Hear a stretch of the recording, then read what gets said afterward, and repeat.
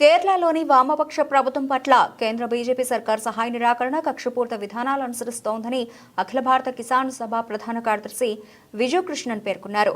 CITU రైతు వ్యవసాయ కార్మిక సంఘాల ఆధ్వర్యంలో విజయవాడ బాలోత్సవ్ భవన్లో బుధవారం కేరళ సంఘీ వడ్డే భావ సభ నిర్వహించారు.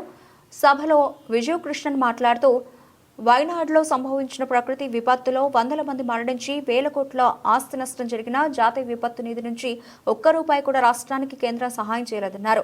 ప్రజాస్వామ్యబద్ధంగా ఎన్నికైన ప్రభుత్వం అసెంబ్లీలో చేసిన చట్టాలను ఆమోదించకుండా గవర్నర్ వ్యవస్థను దుర్వినియోగం చేస్తున్నట్లు పేర్కొన్నారు. అక్షరాస్యత, వైద్య సౌకర్యాలు, భూ పంపిణీ, పౌర సరఫరాల వ్యవస్థ, పంటలకు మద్దతు ధరలు, కార్మికులకు కనీస వేతనాలు, సంక్షేమ పథకాల అమల్లో కేరళ రాష్ట్రం అగ్రపథాన ఉందన్నారు. అటువంటి ప్రభుత్వానికి దేశం మొత్తం మద్దతుగా నిలబడాలని విజయకృష్ణన్ పిలుపునిచ్చారు. ప్రభాకర్ రెడ్డి, ఆంధ్రప్రదేశ్ రైతు సంఘం రాష్ట్ర ప్రధాన కార్యదర్శి అండి.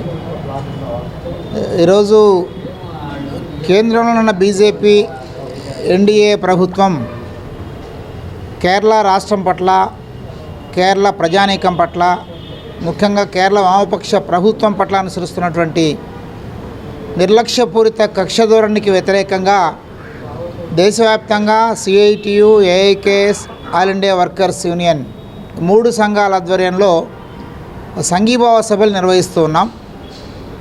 అందులో భాగంగానే ఈరోజు విజయవాడ రాష్ట్ర కేంద్రంలో ఈ సభ నిర్వహిస్తున్నాం.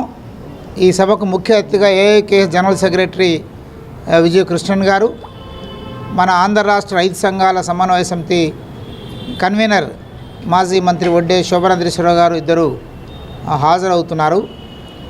విస్తృతంగా కేంద్ర ప్రభుత్వాన్ని మేము డిమాండ్ చేస్తున్నాం. ఏదైతే కేరళలో ఉన్నటువంటి ఒక బలమైన సహకార వ్యవస్థను నాశనం చేయడం కోసం మీరు చేస్తున్న ప్రయత్నాన్ని విరమించుకోండి. అట్లే కేరళలో వయనాడులో జరిగినటువంటి ఒక ప్రకృతి విలయానికి వందల మంది ప్రజలు బలైతే ఇప్పటిదాకా ఒక్క రూపాయి కూడా జాతీయ విపత్తు కింద సహాయం చేయని ఒక నిర్దయ ప్రభుత్వం ఈరోజు కేంద్రంలో అధికారంలో ఉంది.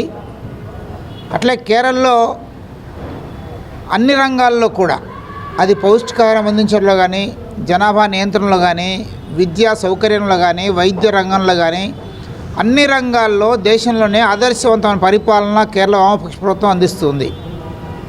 మహిళలకు రక్షణ విషయంలో రైతు సంఘం రాష్ట్ర అధ్యక్షులు ఈరోజు కేరళ ఒక ప్రత్యామ్నాయ పద్ధతిని అన్ని రంగాల్లో కూడా అవలంబిస్తుంది.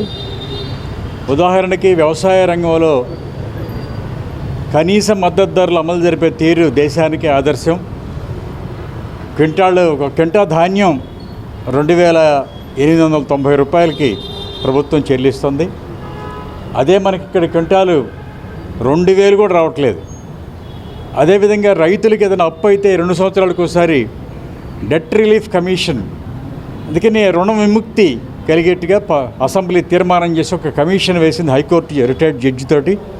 ఆ రకంగా ఉంది.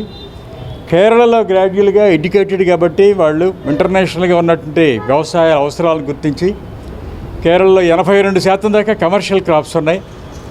అంటే కేరళ గవర్నమెంట్ ఆఖరి గ్రామ పంచాయతీ కూడా హెక్టార్కి 32,000 రూపాయల దాకా గ్రామ పంచాయతీ రైతుకి ఇస్తుంది. మన రాష్ట్రం 20,000 రూపాయలు ఒక రైతు మొత్తానికి ఇస్తానని చెప్పి ఇంతవరకు ఈ సంవత్సరం ఎగ్గొట్టింది.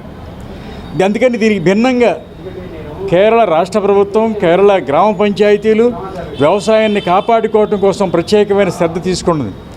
అలాంటి కేరళకి అన్ని రకాలుగా సహాయం అందించడానికి అటు ఎరువులు కానీ, ఇతర ధాన్యం కానీ, ప్రభుత్వానికి రావాల్సినటువంటి కేంద్రం నుంచి రావాల్సినటువంటి పన్నుల వాటా కానీ ఇవన్నీ రాకుండా ఇబ్బంది పెడుతుంది.